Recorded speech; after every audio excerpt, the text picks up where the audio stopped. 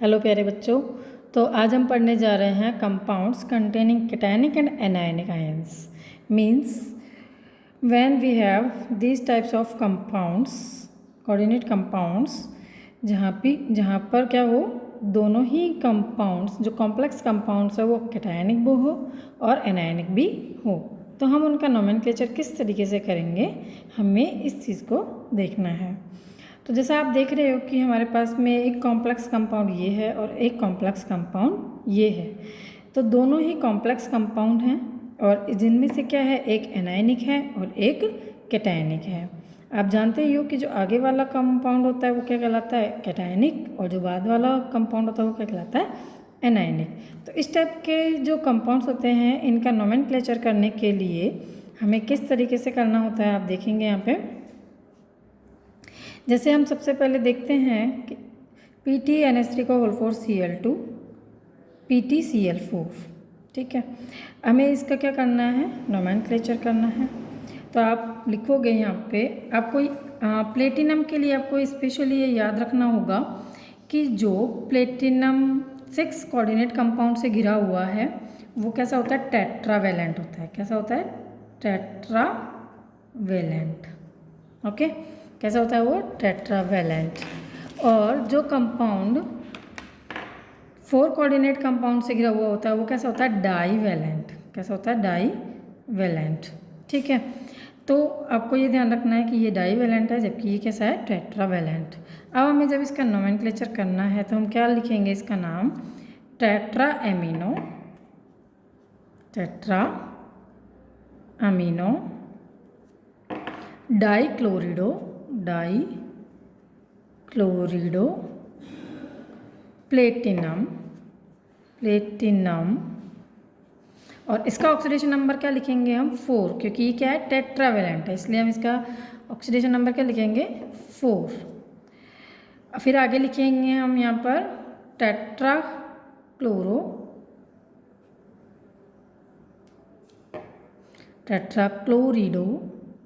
Chloro भी लिखा जाता था पहले, लेकिन आजकल क्या लिखा जाता है, क्लोरिडो प्लेटिनेट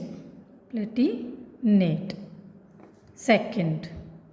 तो हमने ये प्लेटिनेट यहाँ पर 8 यूज़ किया है, क्यों, क्योंकि ये एनायनिक कंपाउंड है।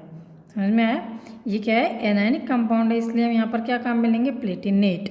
और ये कैटायनिक कंपाउंड है, इसलिए हम यहाँ पर क्या लेंगे, प्लेटिनम, ठीक है।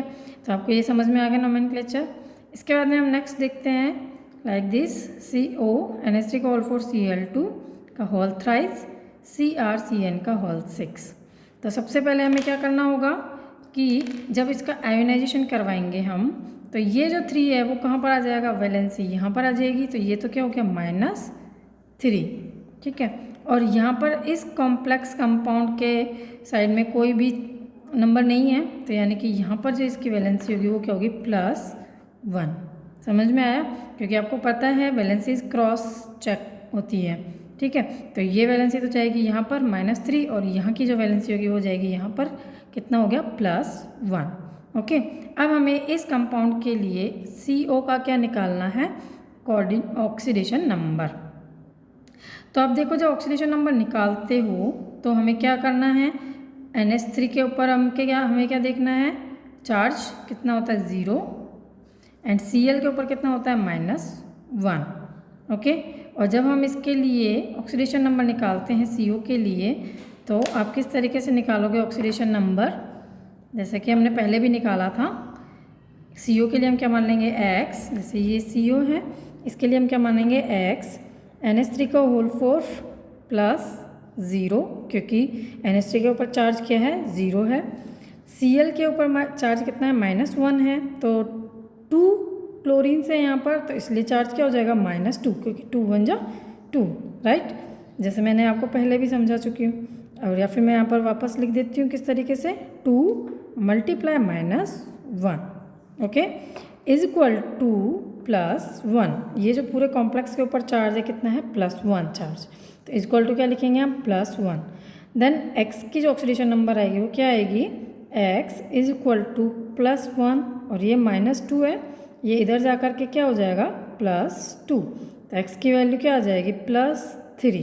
तो आप देखोगे यहाँ पर कि CO का जो ऑक्सीडेशन नंबर आएगा वो क्या आएगा +3, राइट। इसी तरीके से जब हम इस क्रोमियम के लिए ऑक्सीडेशन नंबर निकालेंगे तो हमें इसको क्या मानना है, x मानना है। Cn का ऊपर चार्ज होता है -1, तो ये कितना हो गया 6 × 6 यानी कि -6। और जब हम इसके लिए x की वैल्यू निकालेंगे, इसके लिए x की वैल्यू जब निकालेंगे तो क्या होगी -6 = -3, ठीक है, क्योंकि इस कॉम्प्लेक्स के ऊपर कितना है चार्ज -3 एंड देन x = -3 + 6, तो वैल्यू क्या आएगी आपके पास +3, राइट। तो यहाँ पर क्रोमियम के ऊपर भी क्या आ जाता है चार्ज +3, समझ में आया। तो हमारे पास ऑक्सीडेशन नंबर दोनों का आ गया, CO का भी आ गया और CR का भी आ गया। अब हमें जब नेम लिखना है तो हमें किस तरीके से लिखना है, टेट्रा अमीनो डाइक्लोरिडो कोबाल्ट थर्ड, क्योंकि इसके ऊपर चार्ज क्या है +3, तो हम क्या लिखेंगे थर्ड। इसके बाद में हम इस वाले कॉम्प्लेक्स का नेम लिखेंगे साथ में, तो क्या लिखेंगे हम हेक्सासाइनो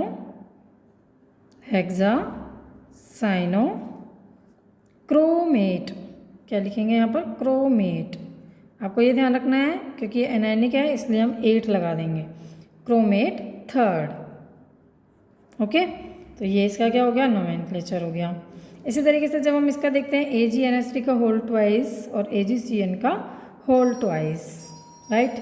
तो क्या होगा AgNH3 का होल ट्वाइस जब आप देखते हो तो ये क्या है 0, NH3 के ऊपर चार्ज कितना है 0 और CN के ऊपर चार्ज कितना है -1।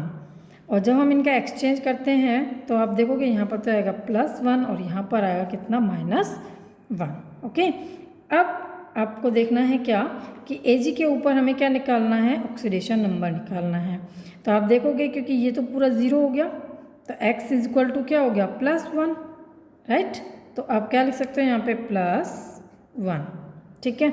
इसी तरीके से जब हम इस Ag के लिए निकालेंगे ऑक्सीडेशन नंबर तो आप देखोगे कि CN के ऊपर कितना है -1 है, तो यहाँ पर क्या आ जाएगा -2, राइट। और -2 जैसे कि अगर आप यहाँ पर एक बार निकाल के देख सकते हो कि x = क्या आ जाएगा -1, क्योंकि इस पूरे कॉम्प्लेक्स का कितना है -1, ठीक है। और -2 उधर जाएगा तो क्या हो जाएगा +2, समझ में आ गया। तो x की वैल्यू क्या आ जाएगी यहाँ पर +1, राइट। तो ऑक्सीडेशन नंबर क्या हो गया इस Ag का भी +1, तो दोनों के लिए कितना आ जाता है +1 ऑक्सीडेशन नंबर, राइट। ये +1 आ गया और यहाँ पर ये भी क्या आ गया +1, ठीक है। तो जब हम इसका नोमेनक्लेचर करेंगे तो हम क्या बोलेंगे, di amino silver first, right. ये क्योंकि कैटायनिक कंपाउंड है इसलिए हम क्या लिखेंगे यहाँ पर सिल्वर फर्स्ट। और जब एनायनिक कंपाउंड का नाम लिखेंगे तो क्या लिखेंगे, डाइसाइनो अर्जेंटेट फर्स्ट, समझ में आया। तो आप देख रहे हो कि दोनों तरफ ही Ag हैं, लेकिन यहाँ पर हमने इसको लिखा है सिल्वर और यहाँ पर हमने लिखा है इसको अर्जेंटेट। वो क्यों लिखा है, क्योंकि ये कैटायनिक कंपाउंड है और ये क्या है anionic compound, okay.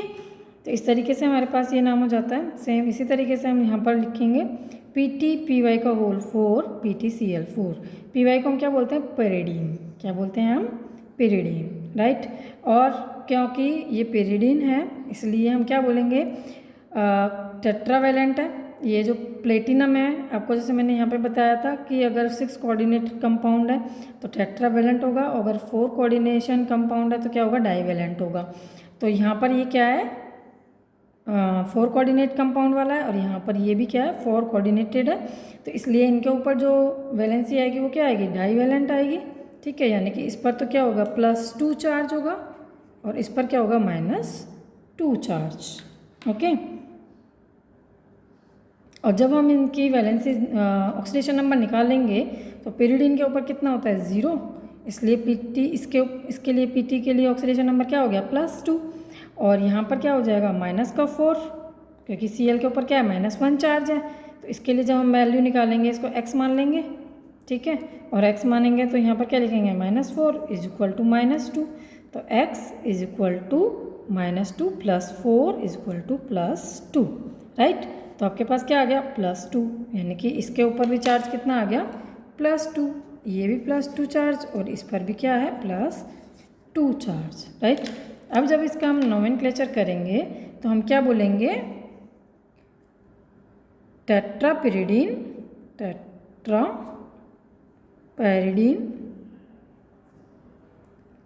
Platinum second, and then ये टेट्रा क्लोरिडो प्लेटिनेट। यहाँ पर हम इसको क्या बोलेंगे प्लेटिनेट, क्योंकि ये एनायनिक कंपाउंड है इसलिए प्लेटिनेट सेकेंड, राइट। तो इस तरीके से आप इस टाइप के जो कॉम्प्लेक्सेस हैं जिनके अंदर की कैटायनिक और एनायनिक दोनों ही टाइप के कॉम्प्लेक्स कंपाउंड्स हैं, उनका आप नोमेनक्लेचर इस तरीके से कर सकते हो। Okay, thank you.